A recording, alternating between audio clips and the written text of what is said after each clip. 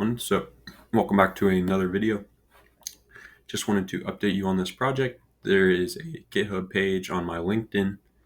You can find the GitHub link right here. I will add this to the description of the video. I'm still in the process of updating some things. If you do go to maybe like this one, you can kind of go to a video link and it will take you straight there. As well as it kind of gives more guidelines on what I'm trying to do with this project. But for this episode today, I'm going to be talking about something really cool called Moravec's paradox or Moravec's. So we're going to go to the Wikipedia to start. Moravec's paradox, basically a really fundamental idea in the advancement and kind of usage and philosophical idea in AI. So I'm going to read this intro with y'all today. So Moravec's paradox is the observation in artificial intelligence and robotics that, contrary to traditional assumptions, reasoning requires very little computation, but sensory, motor, and perception skills require enormous computational resources. The principle was articulated by Hans Moravec, Rodney Brooks, Marvin Minsky, and others in the 1980s. Moravec wrote in 1988, "It is comparatively easy to make computers exhibit adult-level performance on intelligence tests or playing checkers, and difficult or impossible to give them the skills of a one-year-old when it comes to perception and mobility."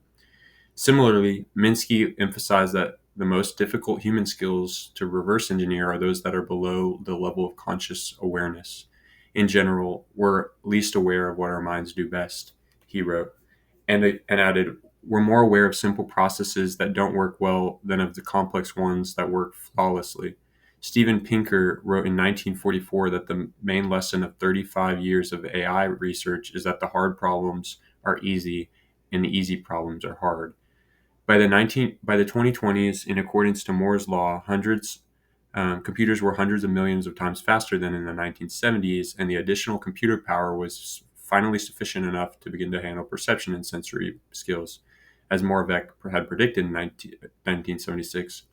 In 2017, leading machine engineering researcher Andrew Ng, or I think it's Ng, presented a highly imperfect rule of thumb that almost anything a typical human can do with less than 1 second of mental thought, we can probably now or in the near future automate using AI.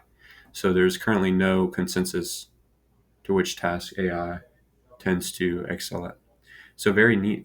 So this is kind of very interestingly related to biological basis of human skills. There's a little bit more on this and kind of ideas about kind of natural selection, evolution, just how fascinating and beautiful our just amazing and receptive and feedback regulated our central nervous system is, and things like sensory motor movement skills like touch, taste, breathing. Those things that we don't really think about every day, we might take for granted, but are fundamentally a huge part of who we are, and our body just seamlessly does it kind of under the hood. So with that in mind, I'm gonna go to Jupyter Notebooks now and prepare this little lesson. This will be opening up here. So we're going to begin kind of with Moravec's. We're going to kind of double check our tool. This is ChatGPT-4 Bing in the browser, kind of Microsoft and OpenAI. Today we won't be looking at another LLM. We'll only be looking at this one. But in the past, in the finance videos, I have looked at Bard. And so what we see right away is it points us straight back to the Wikipedia page if you look at these links.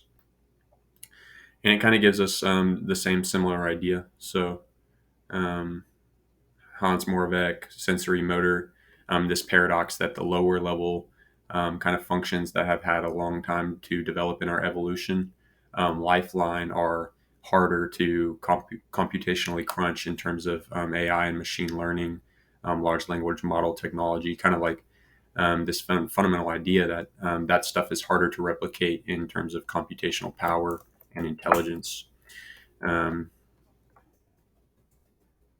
So with that in mind, I'm going to just paste that in there. Looks like, okay. So if anyone wants to go through any more of that, we will have that there for the document. So how does it apply to human life and AI advancement? That's kind of my second question. So we're going to look at that here. And so kind of,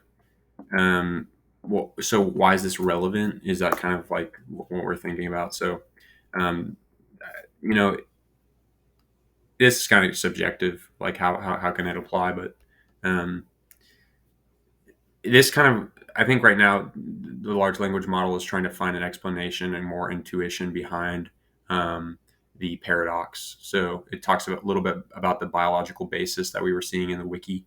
Um, so it's kind of weird because the older a skill is, the more time natural selection improved the design. Abstract thought developed only very recently. Consequently, we should not expect its implementation to be particularly efficient. Very interesting idea there, but I believe, correct me if I'm wrong, if anyone in the audience knows this, but I believe like the most energy consumptious activity in the brain is thinking, and things that are higher level reasoning skills.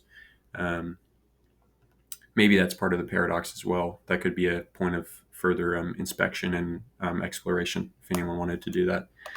Sweet.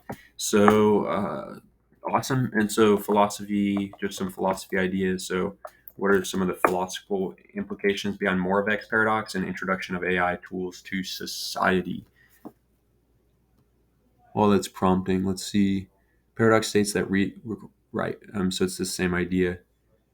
Um, However, Moravec's paradox is we're going to slowly start to be able to handle perception and sensory skills, which is both good and bad. Obviously, more power in the technology, so we have to have more scrutiny and checks and balances.